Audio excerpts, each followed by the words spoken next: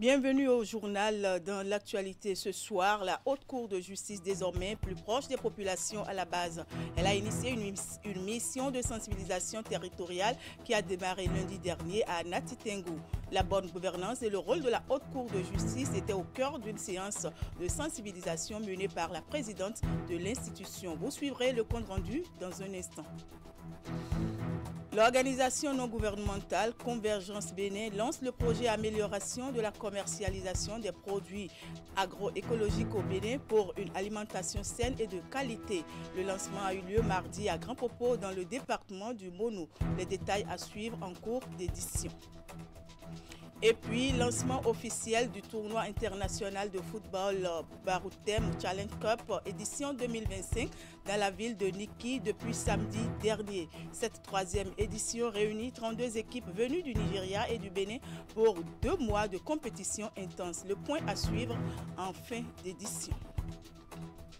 Bonsoir à tous et merci de nous rejoindre sur Canal 3 Bénin. On débat par cette activité de la Haute Cour de justice qui a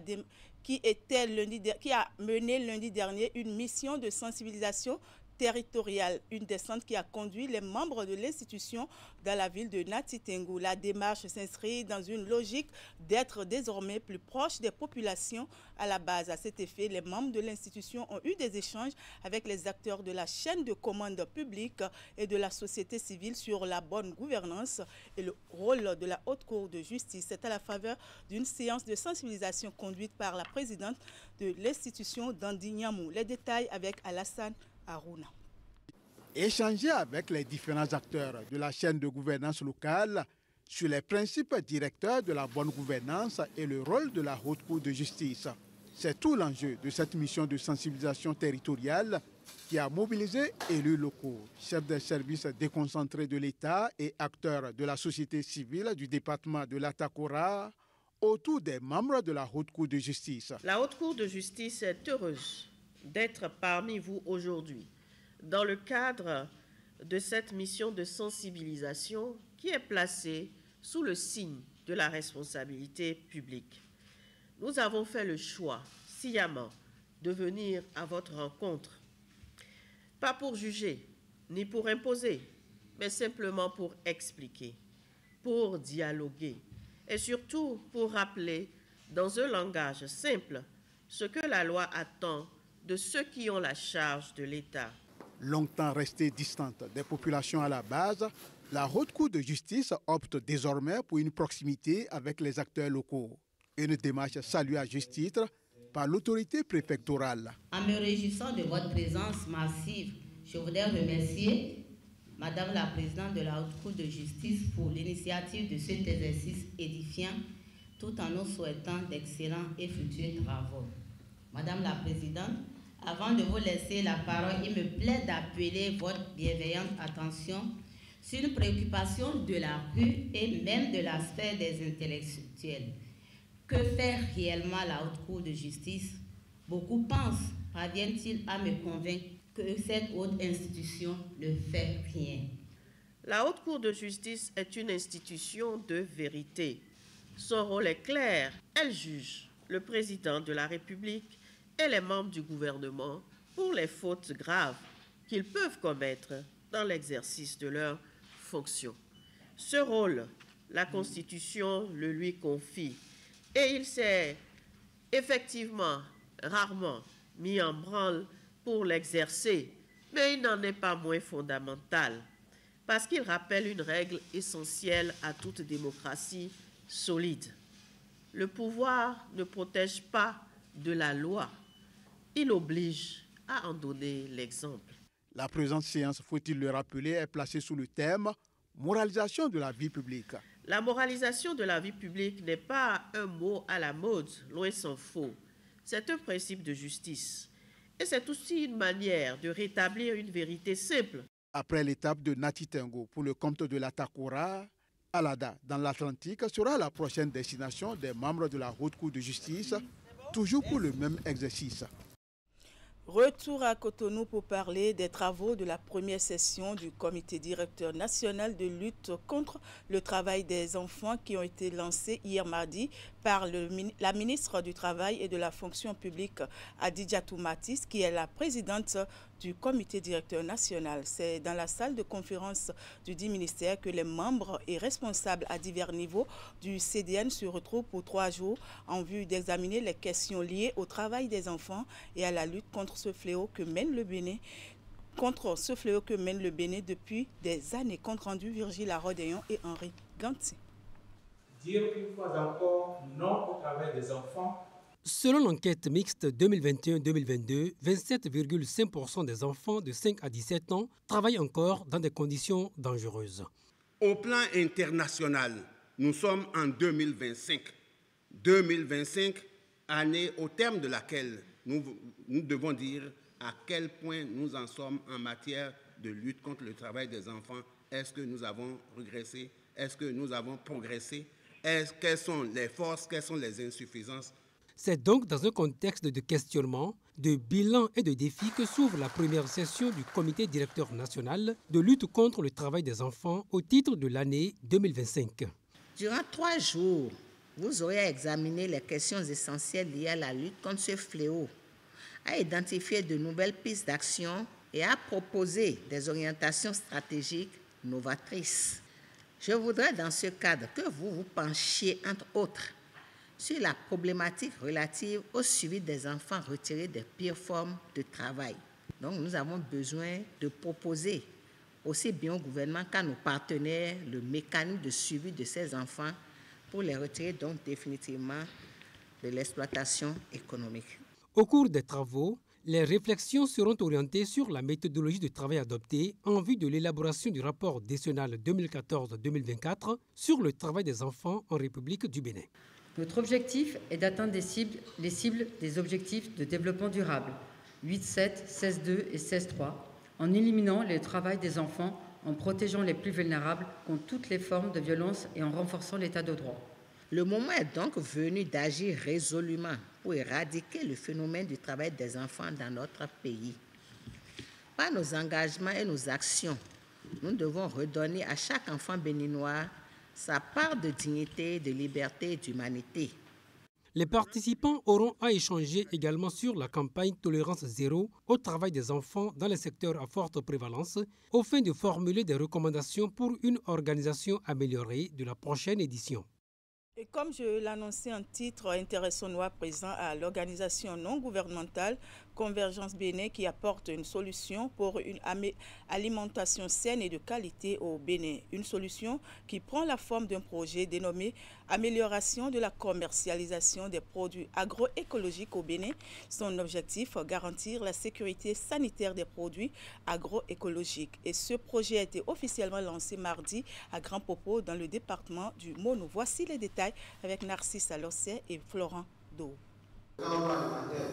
Du rêve à la réalité, l'organisation non gouvernementale Convergence Bénin trace un sillon d'accès à une alimentation saine et de qualité au Bénin.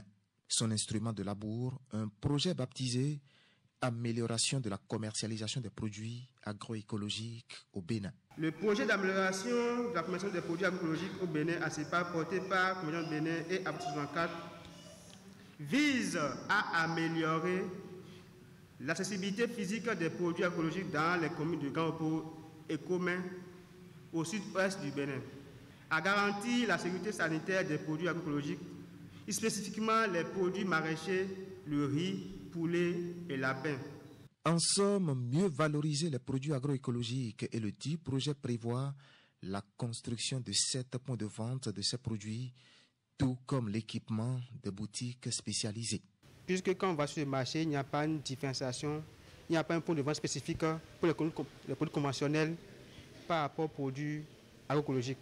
Donc c'est ce problème que ce projet vise à régler, c'est-à-dire permettre à ce que toute personne qui est à la recherche de produits sains, produits sans engrais ou avec moins d'engrais puisse facilement l'avoir et à des endroits bien précis. Et pour coordonner et harmoniser les actions sur le terrain, un cadre institutionnel a été mis sur pied au cours de cette cérémonie de lancement officiel. Nous, producteurs, grâce aux formations prévues et l'accompagnement technique, seront mieux armés pour produire sainement, vendre plus intelligemment et gagner plus dignement leur vie. Près d'une centaine de producteurs et des milliers de consommateurs seront impactés, tout comme les bénéficiaires. L'État central aussi salue le contenu du projet ACPAB qui prône la qualité et la salubrité autour des aliments. Tout le monde sait que certaines pratiques réduisent la qualité de nos produits que nous mettons sur le marché. On ne va pas se cacher la face. Et je crois que c'est le moment pour ce projet-là, dont les têtes de communes bénéficient, pour que les habitudes changent. Porté par Convergence Bénin en partenariat avec AFDI 64, le coût du projet ACPAB est évalué à près de 34 millions de francs CFA avec le cofinancement du CFFC et l'Agence française de développement dans le cadre du PAFAO Appel 2024. Sa durée de mise en œuvre, 2 ans, de décembre 2024 à novembre 2026.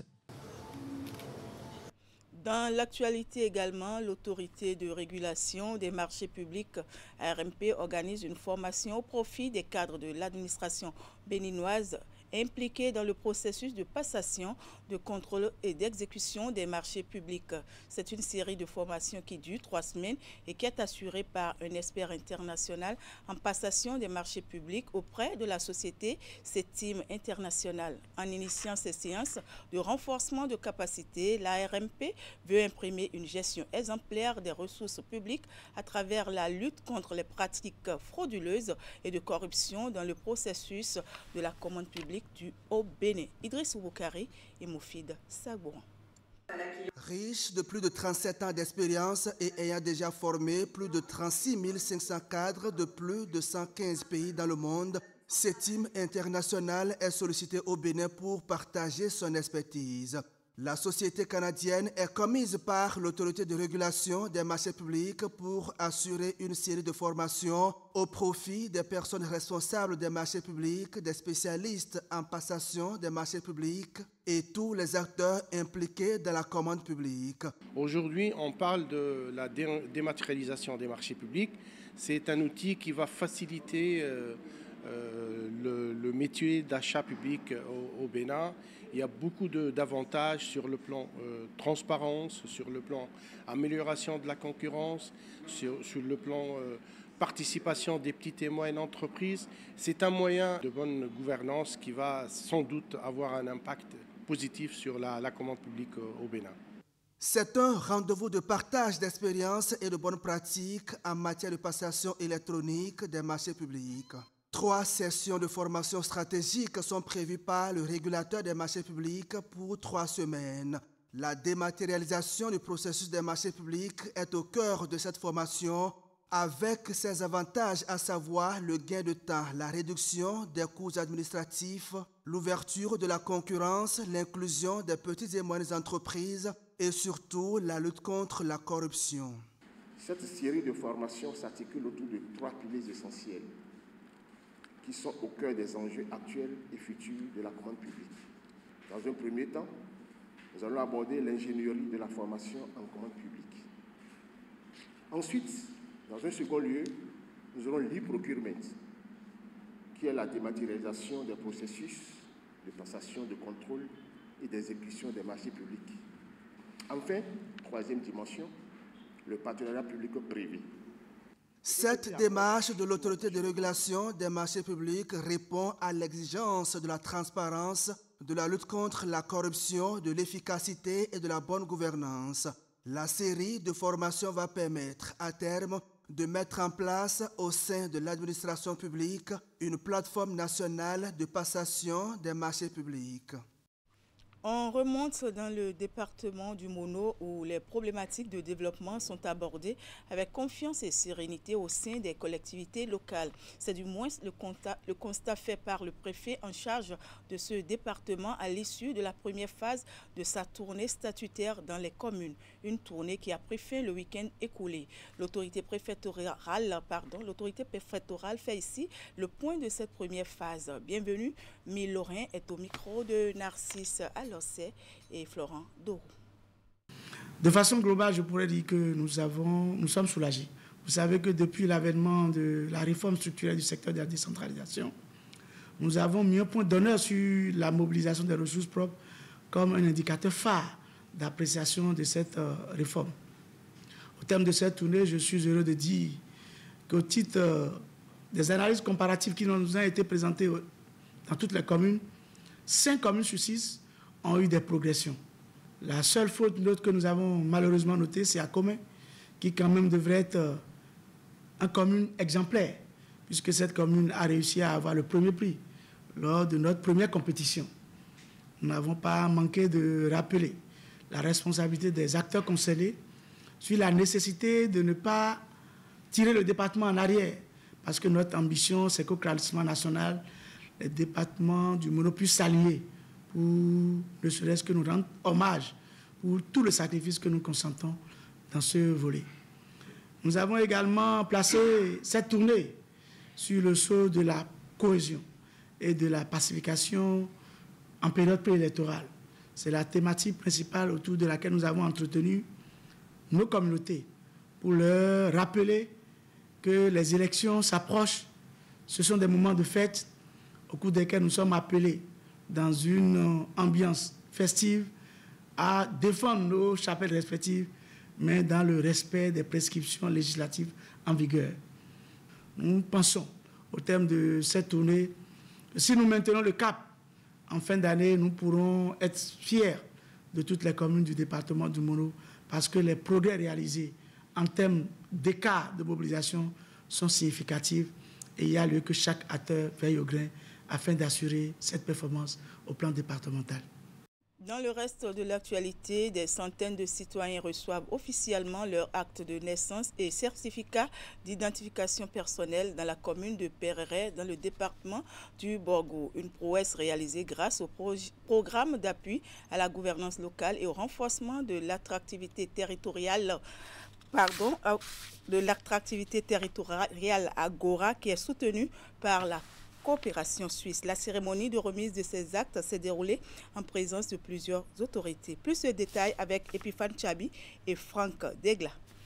À Pereret, dans le département du Borgo, plusieurs citoyens viennent de franchir une étape décisive dans leur reconnaissance juridique. Ils ont reçu leur acte de naissance et leur certificat d'identification personnelle. Cette cérémonie officielle s'est tenue ce jeudi en présence de plusieurs autorités locales et départementales. Il s'agit là d'un jalon important du programme Agora, le programme d'appui à la gouvernance locale et au renforcement de l'attractivité territoriale, appuyé par la coopération suisse.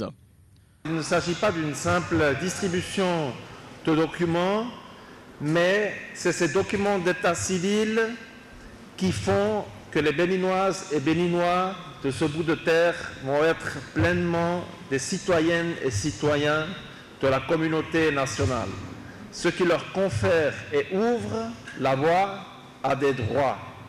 En partenariat avec l'Agence nationale d'identification des personnes, et grâce à l'appui technique et financier de la coopération suisse, à travers le programme Agora, une campagne d'enrôlement, d'édition et de distribution d'actes de naissance sécurisés et de certificats d'identification personnelle est en cours dans 10 communes du nord du Bénin. Si nous partons du postulat selon lequel pas d'identité sans état civil, nous sommes donc en droit de reconnaître à travers cette réforme majeure initiée par notre gouvernement, à travers donc la vision éclairée du chef de l'État, son Excellence Patrice Talon, à travers l'ANIP, pour ce qui est fait depuis 2016 afin que les Béninois disposent des actes d'état civil sécurisés. Le maire de la commune de Pereret a salué la pertinence du programme Agora, notamment dans le volet dédié à l'état civil. Après cette étape, l'ensemble de la délégation avec à sa tête le ministre de la décentralisation et de la gouvernance locale Raphaël Akoteyon s'est rendu à Komegia pour le lancement de la première session ordinaire du comité d'orientation stratégique et du programme Agora en présence des maires des communes d'intervention de cette initiative, mais aussi du chef domaine gouvernance de la coopération suisse. finir, sachez que la ville de Niki vibre depuis samedi dernier au rythme du ballon rond. Elle accueille officiellement le Baroutem Challenge Cup édition 2025.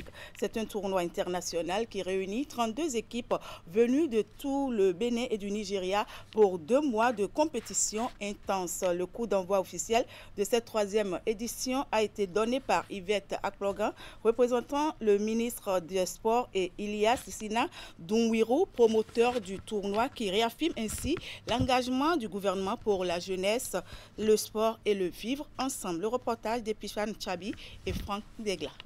Ambiance survoltée, gradin plein à craquer, Niki vibre déjà au rythme de ballon rond. Ce samedi 28 juin, la ville a donné le coup d'envoi officiel du tournoi international Baroutem Challenge Cup édition 2025.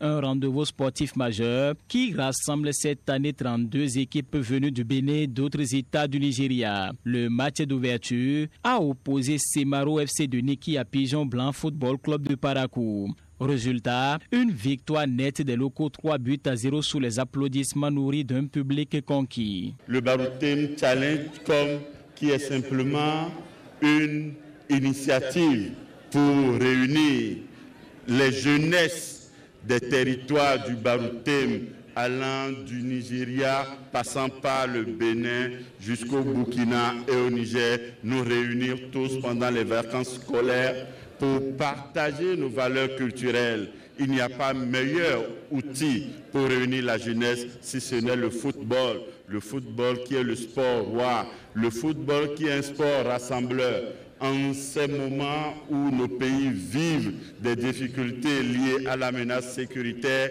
il est encore plus important que nos jeunes se réunissent autour de loisirs sains. Représentant le ministre des Sports, Yvette Aklogan a donné le coup d'envoi officiel avant de réaffirmer l'engagement du gouvernement à soutenir toutes les initiatives sportives en faveur de la jeunesse, du talent et du vivre ensemble. Baroutem Challenge n'est pas seulement une compétition, c'est aussi un symbole de l'engagement du gouvernement au profit de la jeunesse. Ça nous permet, le Nigeria, le Bénin, toute la communauté dans la zone, pour se réunir. Et c'est une joie pour nous. Au nom donc, du conseil communal, nous saluons tout le monde. Nous saluons tous les joueurs, tous les participants, les organisateurs. 2 mois d'intenses confrontations attendent donc les amateurs de football, avec à la clé la promotion de la cohésion sociale, mais aussi l'émergence de nouveaux talents. Niki devient donc la capitale du football pendant ses vacances scolaires. Bonne compétition donc à toutes les équipes présentes. Eh bien, c'est sur ces images du Baroutem Challenge Cup que se referme ce journal. Merci pour l'attention et merci également à toute l'équipe de préparation, de réalisation et de diffusion. On passe à la loupe ce soir dans l'info continue.